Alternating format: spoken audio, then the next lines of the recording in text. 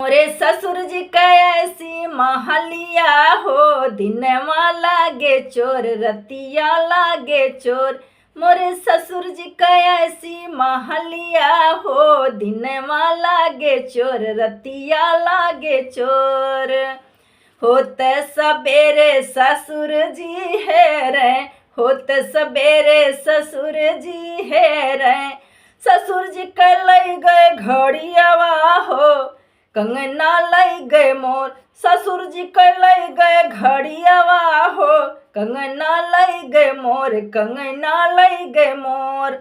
मोरे जेठ जी के ऐसी महलिया हो, दिनवा लागे चोर रतिया लागे चोर। मोरे जेठ जी के ऐसी महलिया हो, दिनवा लागे चोर रतिया लागे चोर।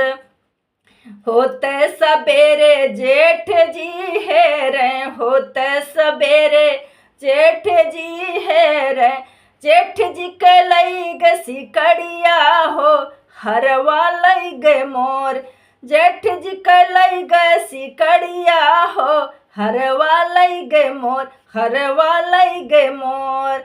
मोरे मोरे देवर जी का ऐसी महलिया हो, दिनवा लागे चोर रतिया लागे चोर। मोरे देवर जी का ऐसी महलिया हो, दिनवा लागे चोर रतिया लागे चोर।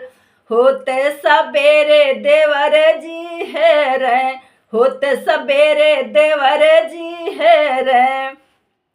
देवर जी के लई गए महतरिया हो, मोर सासू लई गए। देवर जी के लई गए महतरिया हो, सासू लई गए मोर, सासू लई गए मोर।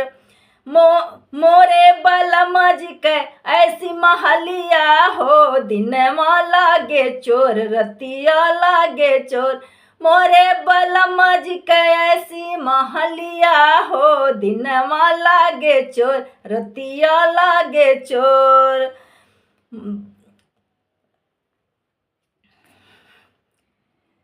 होते सबेरे बलम जी है रे, होते सबेरे बलम जी है रे।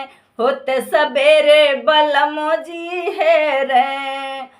बलम जी के लई गए बहिनिया हो, बलम जी के लई गए बहिनिया हो, ननदी लई गए मोर।